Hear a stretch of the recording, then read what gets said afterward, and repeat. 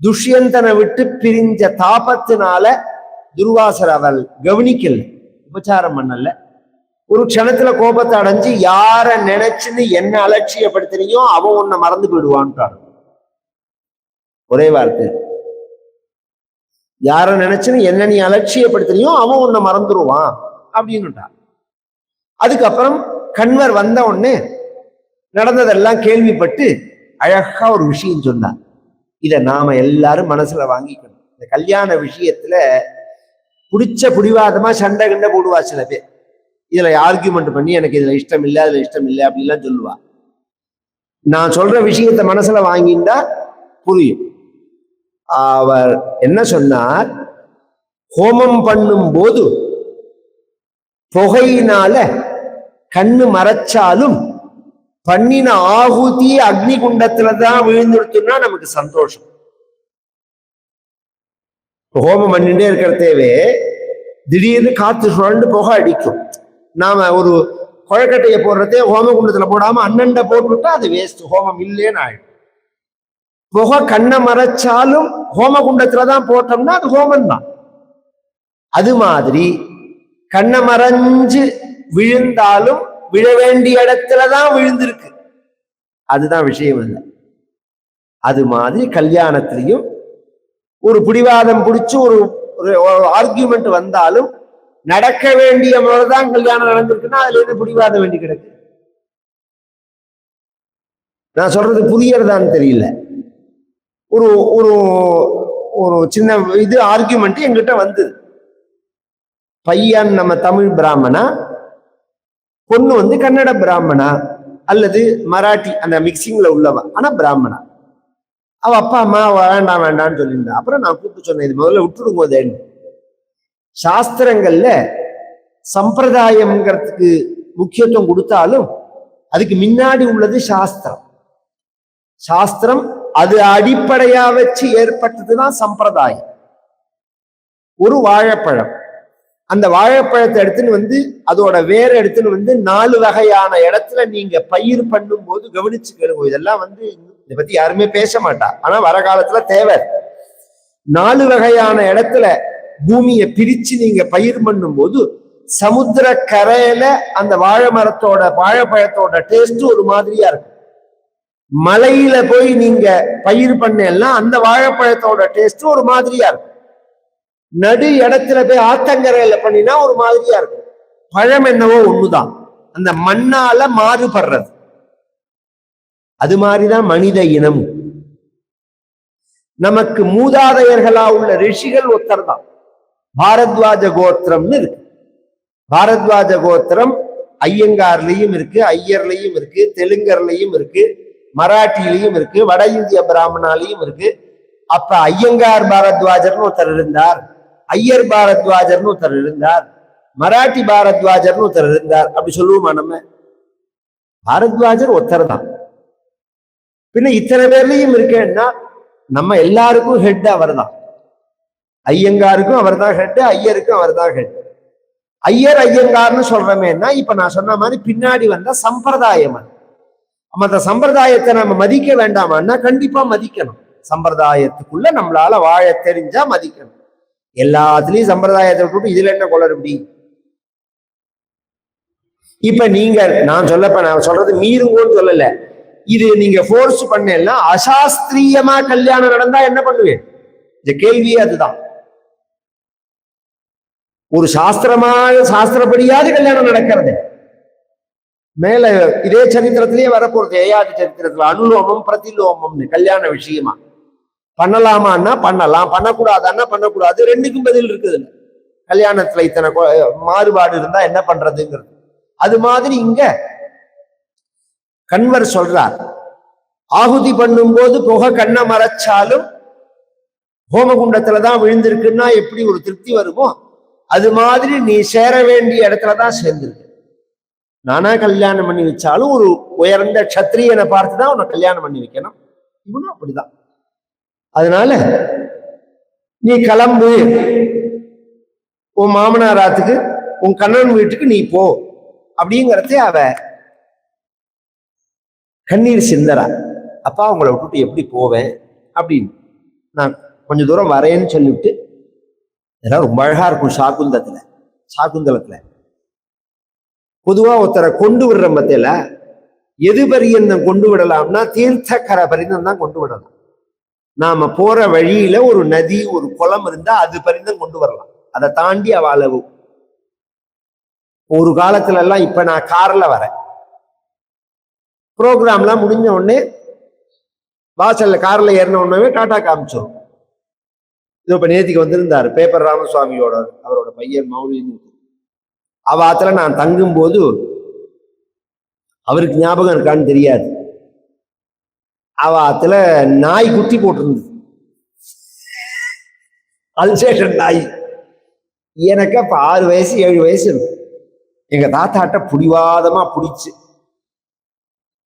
நாய்க்குட்டி வேணும் அப்படின்னு சொன்ன உடனே அவரை தாத்தா அதெல்லாம் கூடாதுன்னா ராமசுவாமி சொன்னார், குழந்தைதான் ஆசைப்படுறானே ஒரு குட்டி எடுத்துன்னு போங்கோ அப்படின்னார். ஒரு கூடையில வச்சு எக்மோர்ல கொண்டு வந்து எங்களை ரயில்ல ஏத்தி விட்டான். டிரைவர் வந்தான், இவரும் வந்தார். டிடிஆர் வந்தவர் இது என்னன்னு குறைச்சது, நாய்க்குட்டினா இதெல்லாம் இதுல ஏத்தக்கூடாது, இதுக்குன்னு தனி இது இருக்கு, ப்ரொசீஜர்லாம் உண்டுன்னு சொல்ல அந்த டிரைவர்கிட்டயே அந்த நாய்க்குட்டியை கொடுத்து அனுப்பிச்சிட்டோம். இப்ப நான் கொண்டு விடுவான்னு சொன்னதே அது ஞாபகம் வந்தது, அதனால சொன்னேன். ஸ்டேஷன் வரைக்கும் கொண்டு விடுவான் அந்த காலத்துல. ஊருக்கு போறதா இருந்தா ஸ்டேஷன் போய் ரயில்ல ஏத்தி விட்டு பஸ்ல ஏத்தி விட்டு டாட்டா காமிப்பான். யார் திரும்பி வரணும் அப்படின்னு ஆசைப்படுறோமோ அவர்களை இப்படி கொண்டு விடணும். பஸ்ல ஏத்தி விடலாம், ரயில்ல ஏத்தி விடலாம், வாசல்ல இருந்து கை காமிக்கலாம். அவ திரும்பியே வரக்கூடாதுன்னு நீங்க ஆசைப்பட்ட எல்லாம் சேகாலிபுரத்துல கொண்டு என்ன விட்டுடலாம். அவ திரும்பி இந்த ஊருக்கு வரக்கூடாதுன்னு நீங்க ஆசைப்பட்ட எல்லாம் சேகாலிபுரத்திலே கொண்டு விட்டுடலாம். இத கண்வர் சொல்றார். நதம் தூர மனுவிரச்சேத்து ராமாயணத்துல இருக்காது. பின்னாடியே ராமான்னு சொல்லும் போது ஓடும் போது இது வசிஷ்டர் சொல்றார், ராமன் திரும்பி வரணுமா வேண்டாமா, நீ எதுக்கு பின்னாடியே ரொம்ப தூரம் போற அப்படின்னு கேட்கிறார். இந்த தீர்த்தக்கரையில விடும்போது கண்வர் சொன்னார் சகுந்தலேட்ட, உங்களை விட்டு நான் பிரிஞ்சு எப்படி எப்பா இருப்பேன்னு கேட்டான். இது வயத்தறிச்சல் தான், அதுவும் பெண் குழந்தைய பெத்தவாளுக்கு தான் அது புரியும். அது எனக்கு ரெண்டுமே புள்ளதான், அதனால அப்ப தெரியல. இப்ப பேத்தி இருக்கிறதே நாளுக்கு நாள் எனக்கு அழுத்தம் ஜாஸ்தியா போகுது. இவளை விட்டுட்டு நாம எப்படி இருப்போம்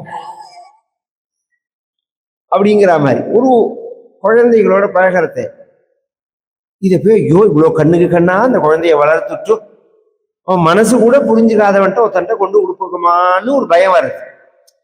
அப்பதான் பெண்ணை பெத்தவாள்லாம் எவ்வளோ தவிச்சிருப்பாங்கிறது புரியறது. அதுக்காக சொல்றேன், சிரமம்தான், அது ரொம்ப சிரமம்தான். ஆனா அதுலயே தாமரையில தண்ணீர் மாதிரி ஆரம்பத்துல இருந்தே இருந்துருவா அந்த காலத்துல.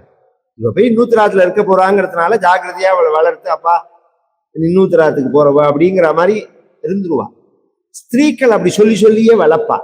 புருஷாளுக்கு அது தெரியாது, ரொம்ப பாசமா இருப்பா.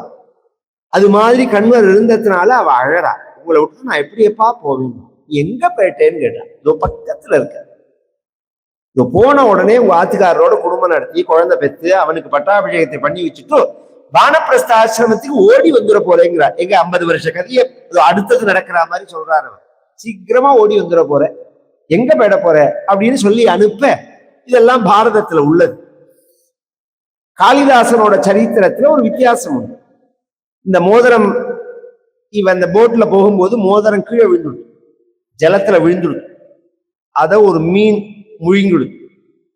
இவ போய் நின்ன உடனே துர்வாச சாபத்தினால இவளை யாருன்னு அடையாளம் தெரியல, நீ என் பத்னியே கிடையாதுன்னு தான்.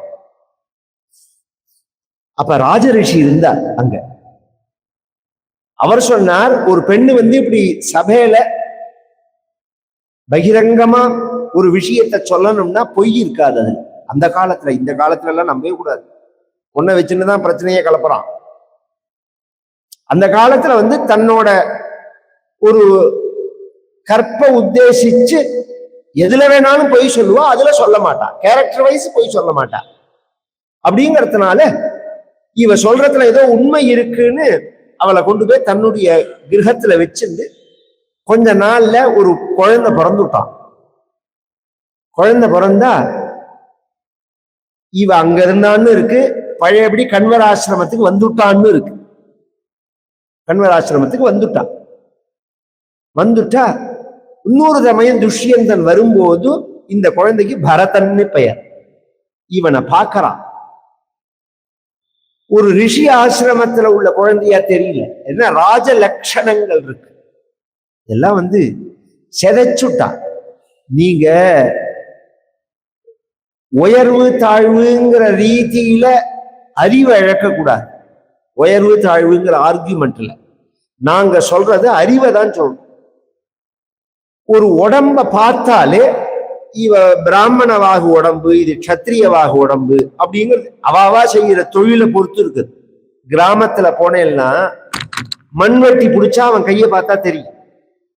பஸ் ஓட்டுற டிரைவரை கையை பார்த்து எல்லாம் தெரியும். கத்திரியாளுக்கு எப்படின்னா இந்த இடம் காய்ச்சிருக்கு. இந்த அம்பை விடும்போது இப்படி இழுத்து விடும்போது அந்த கயர் இதுல இடிக்கும். கயர் அடிச்சு நான் கயிறு அடிச்சு காஞ்சி போயிருக்கும். வலது கையில தான் காஞ்சிருக்கும். அர்ஜுனனுக்கு 2 கையும் காஞ்சிருக்கும். ஏன்னா அவனுக்கு சவ்யசாட்சின்னு பேரு. 2 கையாலையும் விடுவான். சுபத்திரா அப்படிதான் கண்டுபிடிக்க போற அவனை. இவன் சன்னியாசி இல்லை, இவன் சத்திரியன். கை காஞ்சிருக்கு. அது மாதிரி ஒருத்தரை பார்த்தாலே இது வாக பார்த்தா தெரிஞ்சு போயிடும். உடம்பு வாகு. இது உபவாசம் இருக்கிற உடம்பா, உரம் ஏத்தின உடம்பான்னு வித்தியாசம் இருக்கும். இந்த குழந்தை எப்படி இருக்குன்னா ராஜ சின்னங்களோட இருக்கு. அந்த பாதம் அவன் வச்சுட்டு விளையாடிட்டு போறான் மணல்ல. அவன் பாதம் வச்ச இடத்த பார்த்தா சங்கரேகை சக்கரரேகை எல்லாம் இருக்கு. இதெல்லாம் விஷ்ணுவோட அம்சம். இது இந்த பரதனும் விஷ்ணுவோட அம்சம். இத பார்த்துட்டு துஷ்யந்தன் கேட்கிறான், நீ யாருடா குழந்தை? என்ன? நான் சகுந்தல புத்திரன் ஆனவன். உங்க தாத்தா அப்பான்னா கண்வ மகரிஷின்னா. அப்புறம்தான் இவர் சொன்ன உடனே அவனுக்கே ஒரு குழப்பம் இருந்தது. எப்படி நமக்கு மறந்தோம் நாம அப்படின்னு தவிச்சு போயிட்டான். நம்ம எப்படி அதர்மத்தை பண்ணினோம்னு. தக்க சமயத்துல அந்த மோதிரமும் இந்த செம்படவன் ராஜமுத்திரையில மீனை பிடிச்சு அதை அறுக்கும் போது மோதிரம் கிடைக்க அதையும் கொண்டு கொடுக்க இவன் கையில கிடைச்சு, அப்புறம் பரதனை எடுத்து சகுந்தலையும் அழிச்சும் போய் வளர்த்து பின்னாடி பரதனுக்கு பட்டாபிஷேகம் பண்ணி வச்சான். அந்த பரதனோட வம்சத்தை அனுசரிச்சு பேசுறதுனாலையும் பாரதம்னு பெயர். இது பாரதம் அப்படின்னு பரதன் ஆண்டத்தினால பாரத தேசம்னு சில பேர் சொல்றா. இருக்கலாமே. 2 பேரும் கெட்டவன். இந்த பரதனும் கெட்டவன் இல்ல. இதுக்கு முன்னாடி பரதன் ஆண்டு ஒருத்தன் கோடி வருஷம் ஆண்டான், அதனால இந்த பேரு வந்ததுன்னு சொன்னேனே, அவனும் தர்மிஷ்டர். அதனால 2 தர்மிஷ்ட ஆண்டா 2 பேருக்கும் ஒரே பேரா இருக்கிறது தப்பு கிடையாது. ஒத்தன் நல்லவனா இருந்து ஒத்தன் அயோக்கியனா இருந்து காந்தின்னு பேர் வச்சுட்டாதான் பிரச்சனை. இது சமீபத்தில் சொன்னார் பாருங்க, எல்லாத்தையும் திருடுவான், பேரக்கூடையா திருடுவான்னாரு. பேரக்கூடையா திருடுவான் அப்படின்னா உண்மை. அது கெட்டவனா இருந்தா நம்ம எடுத்துக்க வேண்டாம். 2 பரதனுமே நல்லவன் தானே, அதனாலையும் பாரதம்னு எடுத்துக்கலாம் அந்த தேசத்துக்கு. ஆனா ஒரிஜினல் அந்த பரதன் தான். அவன் கோடி வருஷம் ஆண்டாங்கிறதுனாலதான் இதுக்கு பாரதம்னு பெயர். இப்ப பரத வம்சத்தை பத்தி சொல்றான். இந்த பரதன் ஆச்சரியமா ராஜ்ய பரிபாலனம் பண்ணினான். அவனுடைய வம்சத்துல நகுஷன்னு ஒரு ராஜா இருந்தான், தர்மிஷ்டன் இருந்தான். அதே வம்சத்துல யயாத்தின்னு ஒரு ராஜா இருந்தான். அந்த யயாதி அப்படிங்கிற ராஜா பல பல தர்மிஷ்டர்கள் இருந்திருக்கான் அந்த சந்திர வம்சத்துல. நாம ஜங்ஷன் வச்சு பேசுறோம், ஏன்னா எல்லார் கதையும் விஸ்தாரப்படுத்த வேண்டாம். இந்த யயாதி அப்படிங்கிறவன் பரம தர்மிஷ்டன். இது இப்படியே இருக்கிறது. இந்த இடத்துல நிறுத்திடுறார். தேவகுருக்கு ப்ரஹஸ்பதினு பேரு, அசுரகுருக்கு சுக்கராச்சாரியார்னு பேரு. சுக்கராச்சாரியார்கிட்ட ஒரு மகிமை உண்டு. என்ன மகிமைன்னா, மிருத சஞ்சீவினின்னு ஒரு மந்திரம் அவர்கிட்ட. ஒருத்தன் இறந்து போயிட்டான்னா எந்த நிலையில அவனோட அந்த உடம்போட மூலக்கூறு கிடைச்சாலும் அதை வச்சு அவனை பழக்க வச்சிருவோம். எரிச்சு சாம்பல் இருந்தா கூட, ஆனா மூலக்கூறு இருக்கணும். இன்னும் அந்த சயின்ஸ் எல்லாம் வரல. இருக்கு உலகத்துல, அப்படி எல்லாம் இருக்கு. புதைச்ச உடம்புல இருந்து அந்த எலும்பை வச்சு டெஸ்ட் பண்ணலையா இவன் தானா அப்படின்னு சொல்லிட்டு. இந்த மந்திரம் தேவதைகளுக்கு கிடையாது. இதை கத்துக்கணும் அப்படின்னா சுக்கராச்சாரியார் யாருக்கும் சொல்லி கொடுக்க மாட்டார். அதனால என்ன பண்றா தேவதைகள்லாம், ப்ரஹஸ்பதினு தேவகுரு இருக்காரு, அவனுக்கு ஒரு புத்திரன் கச்சன்னு பேர். அவனு அந்த கச்சனை நைஸா அனுப்புறான், சுக்கராச்சாரியார்ட்ட போய் சேர்ந்துக்கோ அப்படின்னு. சுக்கராச்சாரியார்ட்ட பாடசாலைக்கு வரான். பொதுவா அந்த காலங்கள்ல எப்படின்னா, பாடம் படிக்க வந்தா அந்த வித்தியார்த்திக்கு விரோத பாவத்தை பார்க்க மாட்டான். நான் உனக்கு பாடம் சொல்லி தர மாட்டேன்னு சொல்ல மாட்டான். கவனிச்சு கேளுங்க. ஏன்னா மகாபாரதத்துல உள்ள விஷயம் இது. இன்னைக்கு எத்தனையோ விஷயம் கான்ட்ரவர்சியா இன்னைக்கும் பேசிட்டே இருக்கான். இதுக்கு உதாரணம், துரோணாச்சாரியாருடைய பாடசாலையில துரோணரை கொல்றதுக்காகவே பாஞ்சால ராஜா யாகம் பண்ணி ஒரு பிள்ளைய வளர்க்க போறான். அதெல்லாம் பின்னாடி கதையில வரும். திருஷ்டத்யும்னன்னு பேரவன். திருஷ்டத்யும்னோ துரோணமுர்த்தியு. இவன் துரோணரை கொல்றதுக்காகவே யாக குண்டத்திலிருந்து வந்தவன் அப்படிங்கிறது உலகம் முழுக்க தெரியும். அவனை பாடம் படிக்கிறதுக்கு துரோணர்த்தையே அவன் அனுப்புறான். திருஷ்டத்யும்னரை ஒரு அப்ஜெக்ஷன் இல்லாம துரோணர் சொல்லி தரான். தன்னை கொல்றதுக்காக இவன் வந்தவன் அப்படின்னு தெரிஞ்ச கிளாஸ் எடுக்கிறார். இது வேற அது வேற. இதே ஏகலைவனுக்கு அவர் சொல்லித்தர மாட்டேங்கிறார். ஜாதி பார்த்து இல்ல, ஜாதி மட்டும் விஷயம் இல்ல, ஜாதியே குணத்தினாலையும் தொழிலாலையும் தானே இருக்கு. எனக்கு நன்னா துப்பாக்கி சுட தெரியுங்கிறதுக்காக நான் போலீஸ்காரன் ஆயிட முடியுமா? முடியாது. அதுக்கு சில ரூல்ஸ் எல்லாம் இருக்கு. அது மாதிரி சத்திரியர்களுக்கு தான் சில சட்ட திட்டங்கள் அனுமதிக்கப்பட்டது. இன்னி பெருந்தும் அது இருக்கு. அந்த சரித்திர வார்த்தையை சொல்றேன். தன்னை கொல்ல போறவன்னு தெரிஞ்சு சொல்லி கொடுத்தாருன்னாரு. இது விஷயம் வேற. இங்க பாருங்க, வித்தையை பொறுத்த பெருந்தும் ரொம்ப பேருக்கு அது புரியாது. தொழில் ரகசியத்தை சொல்லக்கூடாது, வித்தையை சொல்லி கொடுக்க கூடாது அப்படிலாம் நினைப்பா. நன்னா சொல்ல சொல்ல சொல்லி கொடுக்க நமக்கு பட்ட தீட்டின மாதிரி ஆகும். அது ஒண்ணும். அதிர்ஷ்டம் வேற, அறிவு வேற, படிப்பு வேற. ஒருத்தம் படிச்சதுனால அதிர்ஷ்டசாலி ஆயிடும் சொல்ல முடியாது. இப்ப சிஏ இருக்கு பாருங்க. இவர் வராரு, இவர் 3 கோல்டு மெடலிஸ்ட். நம்ம சீதாராமன் அம்மா வராரு, 3 சப்ஜெக்ட் சிஏ, ஐசிடபிள்யூ, இன்னொன்னு எதுவோ 3லயும் தங்க பதக்கம் உள்ளவர். இது மாதிரி பெரிய பிரபலமா படிச்சு பிரபலமா பெரிய ஆடிட்டர் அவர். இன்னும் சில பேர் இந்த ஊர்லயே இதே பெயர்லயே ஒருத்தர் இருந்தார், திருச்சியில ஒருத்தர் இருந்தார். அவர்கள்லாம் சிஏவே பாஸ் பண்ணல. ஆனா திருச்சியில நம்பர் 1 ஆடிட்டர் அவர் தான். எல்லா ஃபைலும் சாரதாஸ் ஃபைல்ல இருந்து அவருக்கு தான் வரும். கையெழுத்து மட்டும் 100 ஆடிட்டர் வாங்கி பெறுவார். ஃபைல் அவர் மாப்பிள்ளையே. அப்புறம் எதுக்கு சொல்ல வரேன்னா, அறிவு வேற. ராமானுஜத்தை ஃபைல் பண்ணதுனால அவர் கணக்குல ஃபெயில்னு ஆயிடுதா? அவனோட கான்செப்டே வேற. அறிவுங்கிறது பொதுவானது, அதிர்ஷ்டம்ங்கிறது தனி. அதுக்கு ஒரு கதை சொல்லுவார் எங்க தாத்தா. கேரளாவில் இந்தியாவுக்கு எதுக்கு பிரசித்தியானது தெரியுமோ? உலக லெவல்ல ஏற்றுமதியில எது பிரசித்தியானது தெரியுமோ? இந்தியா வாசன பொருட்கள்ல இந்த கிராம்பு, ஏலக்காய், லவங்கப்பட்டை இதெல்லாம் இருக்கு பார்த்தீங்களா? உலகம் முழுக்க சப்ளை ஆறுது இன்னைக்கும் இந்தியாவில இருந்து தான் மேக்சிமம். அதுக்கு ஒரு ஹெட் குவார்டர் தான் இது. அதுலயும் கேரளா ரொம்ப பிரசித்தம். கேரளாவில இருந்து ஒருத்தன் கேரளாவுக்கு போய் தமிழ்நாட்டுக்கார ஒருத்தர் மிளகு விதை கேட்டான்.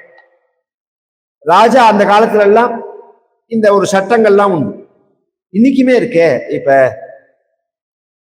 ஒரு தேசத்துல உற்பத்தி ஆகிற பொருளை நீங்க நினைச்சதுனால விட்டுவிட முடியாது, கவர்மெண்ட் அனுமதிச்சாதான் விற்கலாம். இப்ப சில்வர் முழுக்க பேன் பண்ணிவிட்டான் சைனா, வெளியில வரக்கூடாது. அதனாலதான் இவ்வளவு மண்ணாடுறது. அந்த கவர்மெண்ட் அனுமதிச்சாதான் அதை வெளியில விடலாம். அது மாதிரி கேரளாவில் அதை பேன் பண்ணி வச்சிருந்தா. மந்திரி என்ன பண்ணினா வித்தான். ஒரு கிலோ 100 ரூபாங்கிற இடத்துல 1000 ரூபான்னு சொல்லி வித்தான்.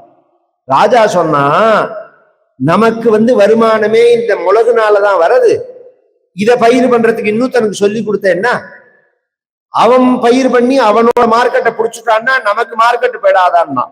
அதுக்கு மந்திரி சொன்னா, அவன் போனப்புறம், இங்கேருந்து கேரளாவில இருந்து மிளக வாங்கின்னு போலாமே தவிர மழையே வாங்கின்னு போக முடியாதுன்னா. வருஷத்துக்கு 9 மாசம் மழை தேவை மிளகு பயிருக்கு.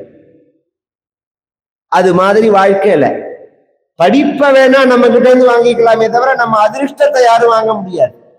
அவ லலா பாக்யம் பலதி சர்வத்திர நவித்யா நச்ச பௌருஷம் அப்படிங்கிறது சாஸ்திரம்.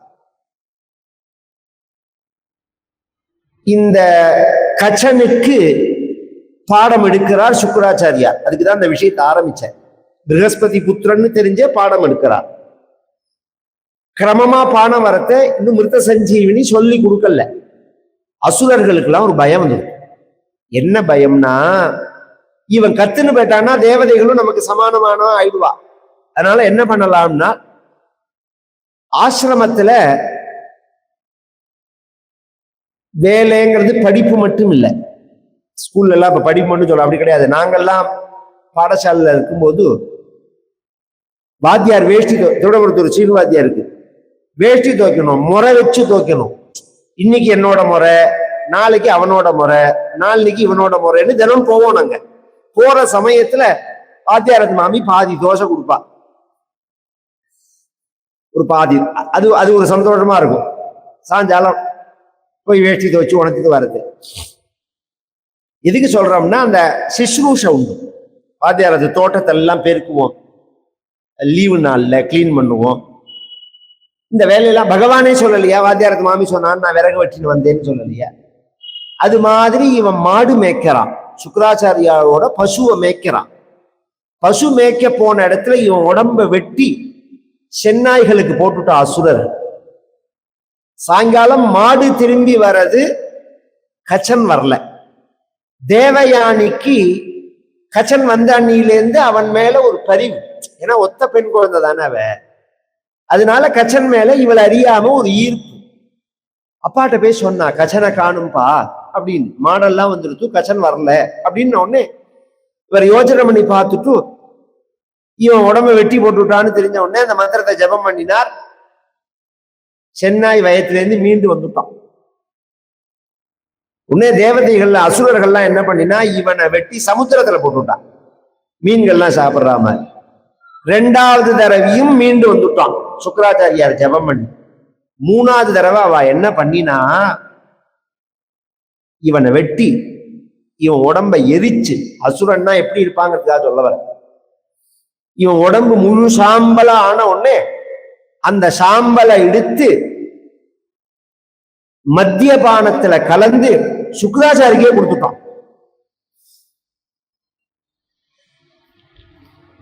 அவனோட பார்ட்டியில அவரும் முடிச்சுட்டார். வாத்தியார்லாம் அப்படித்தானே இருக்கா, எல்லாரையும் சொல்லல. சில பேர் சொல்றானா, அது என்ன வாத்தியார் இல்ல, பொதுவா இந்த மாதிரி ஒரு பிராமணாங்கன்னு சொல்றேன், நீங்க பூஜை பண்றவான்னு சொல்றேன், வாங்குறேன் வாங்குறேன். என்னோட சேர்ந்துதான் அவரும் தங்கினார், இந்த ஹோட்டல்ல தங்கினார், பார்ட்டியில கலந்துட்டார் அப்படின்னா நாம என்ன பதில் சொல்ல முடியும்? அதாவது அவளுடைய சுபாவம். ஏதோ பெருமாளை தொட்டோ பகவானை தொட்டோ பூஜை பண்றதுக்கோ வேதம் சொல்றதுக்கோ அத்தியானம் பண்றதுக்கோ ஒரு வாய்ப்பு கிடைச்சதுன்னா அந்த வாழ்க்கையை நாசம் பண்ணிட்டா அது அவளோட. இதெல்லாம் துரபியாசங்கள்லாம் சகஜமா வந்துடும். இது யாருக்குதான் இல்லை. இந்த மாதிரி ஒரு பாக்கியம் கிடைக்கிறது தான் கஷ்டம். வேதம் எல்லாரும் படிச்சிட முடியுமா? மத்தியமான எல்லாரும் பண்ணலாம். வேதம் எல்லாரும் படிச்சிட முடியுமா சொல்லுங்க? அக்னிர்மே வாச்சி ஸ்ருதா வாக் ஹிருதயே ஹிருதயம்மயி அப்படின்னு வேதம் சொல்றது. இந்த வாக்குல அக்னி பகவான் இருக்கான். அதனாலதான் அக்னி, அந்த வேதம் இருக்கு, அது அக்னி ஸ்வரூபம். அது வேதம் சொல்றவா வாக்குல இருக்கிறதுனால அவா வாக்குனால சொல்றப்படுற விஷயங்கள் பலிக்கும். அதனால அவர்களை மகதாசீர்வாதம்னு பண்ணுவா. எந்த காரியம் பண்ணினாலும் பிராமணான் போஜயித்வா ஆசிஷோ வாச்சயித்வா, சாப்பாடு போட்டு அவர்கள் ஆசீர்வாதம் பண்ணினாதான் அந்த ஃபங்க்ஷன் பூர்த்தியாகிறது.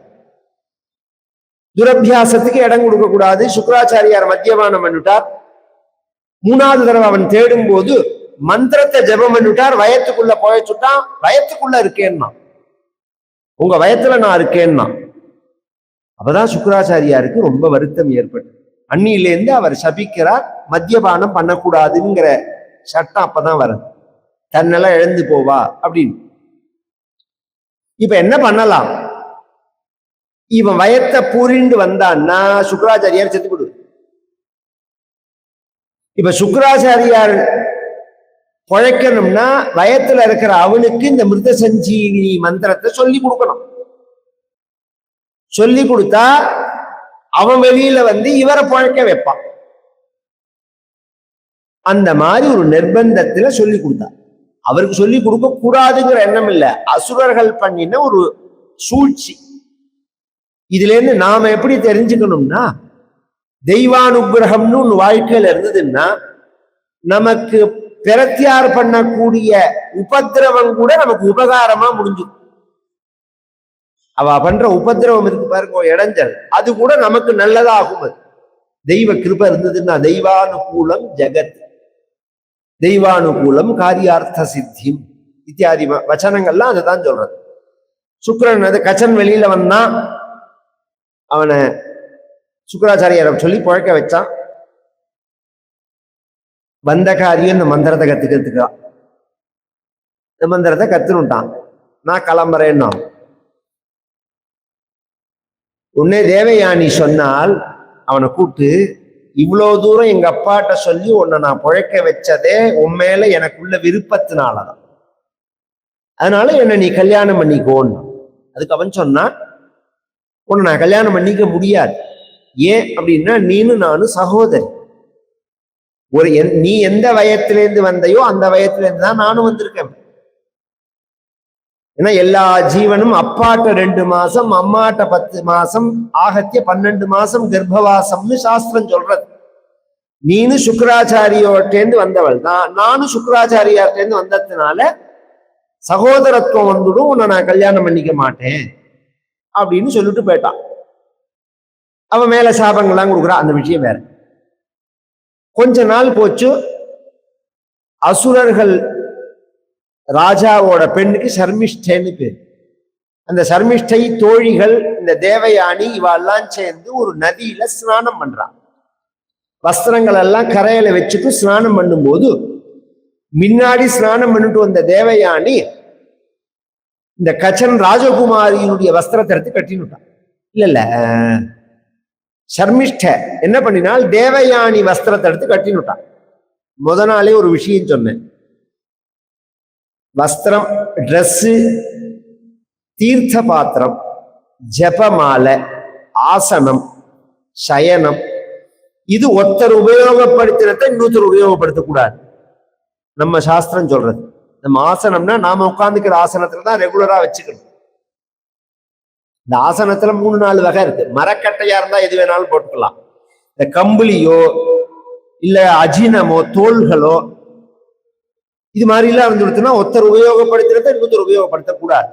இந்த வஸ்திரத்தை சர்மிஷ்ட எடுத்து கட்டின உடனே தேவயானி சொன்னா, என் ட்ரெஸ் எடுத்து நீ போட்டுக்க கூடாதுன்னா. ஏன்னா என் ட்ரெஸ் நீ எப்படி போட்டுக்கலாம், என் ட்ரெஸ் அதுக்கு பதிலா போட்டுக்கோன்னா உன் ட்ரெஸ் நான் போட்டுக்க மாட்டேன், எனக்கு அது ஆச்சாரம் கிடையாது அப்படின்னா. அவ சொன்னா, என்னடி பெரிய ஆச்சாரத்தை பத்தி பேசுற, இப்ப இந்த ட்ரெஸ்ஸே நாங்க போட்ட பிச்சை தானே, உங்க அப்பா உபாத்தியாய வேலை தானே பாக்குறா, நாங்க கொடுத்த பணத்துல தானே வாங்கின, நீ இந்த தன்மானத்தை தொடர மாதிரி பேசுறது. அது என்னைக்குமே யாருக்கையுமே யாரும் பேசக்கூடாது. வாக்குவாதம் முத்தி இந்த தேவயானிய வஸ்திரம் இல்லாத நிலையில ஒரு கணத்துல தள்ளி விட்டுட்டு போயிட்டான். அவர்கள்லாம் நல்ல வேலை, அது ஒரு பாழுங்கணர், ஜலம் பெருசா இல்லை. இவ உதவி உதவின்னு கேட்கிற சமயத்துல இந்த யயாதின்னு சொன்ன பாருங்க, அவன் வரான். அந்த ராஜா இந்த வேட்டையாட வந்தான். வந்த உடனே அவன் வந்து கிணத்துல கடக்கா, இவளை எப்படி தூக்குறது அப்படிங்கிற கேள்வி வரத்தே, இவன் முதல்ல ட்ரெஸ் இல்லாம இருக்காங்கிறது ஒரு பிரச்சனை. இவன் பாக்குற மாதிரி ஒரு நிர்பந்தம் வந்துடுது.